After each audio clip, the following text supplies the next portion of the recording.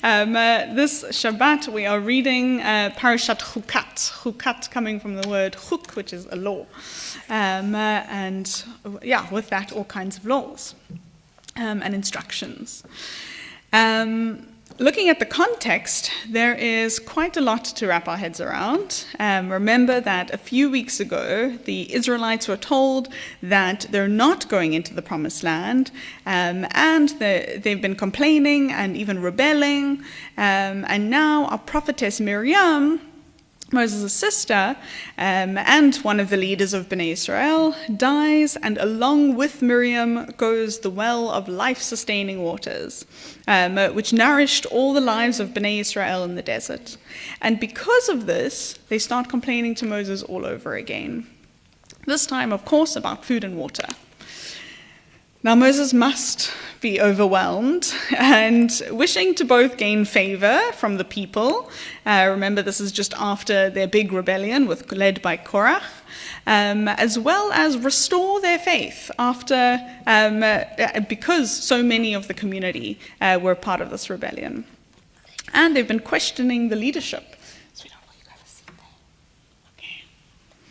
And so many of them have been questioning the leadership.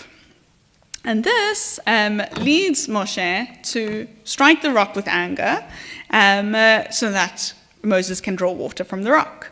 Of course, because everybody's desperate for water. And then God tells Moses, actually, you didn't follow my exact instructions and you did it incorrectly. And because of this, you too are not going to see the Promised Land. And of course, this is something that Moses has been working so hard to reach. He's been a leader with so much faith, leading the people who do not always seem to come across as grateful, hence all this complaining, or even hopeful sometimes. And so now this promised land is also no longer a promise for Moses. And then, after all of this, Moses' right-hand man, his brother, another one of the leaders of Bnei Israel, Aaron, dies as well.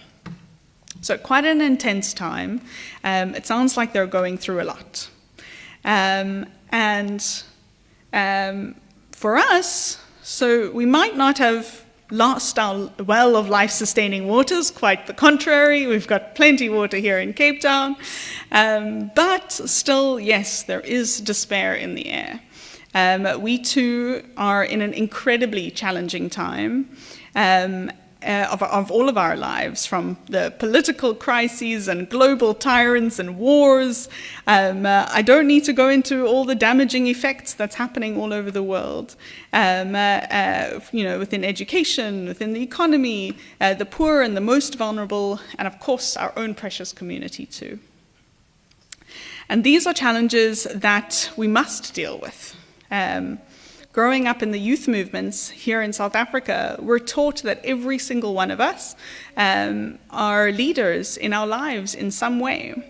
And whether that be in our friend groups at school, at work, or our religious communities, or just in our families, we're all called to step forward in different ways and take on that role of being leaders. And with that, of course, we too are feeling challenged and overwhelmed, much like Moses, I'm sure, was, when he hit the rock with such fury so that he could get water for his people. But we also know how the story continues. We know that Moses continues to send Bnei Israel into the Promised Land, outliving an entire generation, mind you.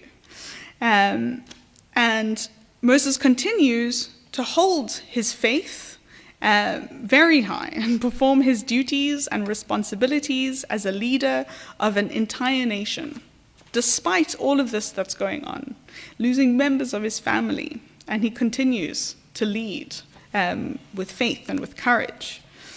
And despite all of the tragedy around him in his life and in his time. Every Shabbat morning, we read the words of Elu Dvarim in our services. The words, "These are our obligations without measure that enhance our world whilst building credit in the world to come." And we say these words every Shabbat morning. they too remind us, just like in this text, Moses knew that his obligations then, no matter how difficult they were at the time, would allow us now and here to be a part of this incredible nation that we are all a part of.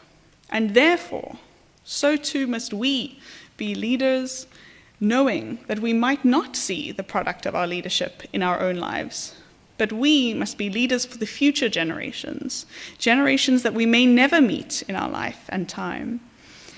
It is for them that we must mitaken et haolam, that we must work to repair the world to the best of our ability.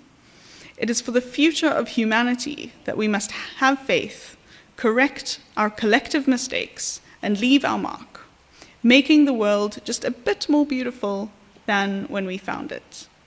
And when our obligations are most trying and challenging, as they no doubt were for Moses in this week's Parshat, and as they no doubt are today and for our leadership that we encounter, it is then that they matter most.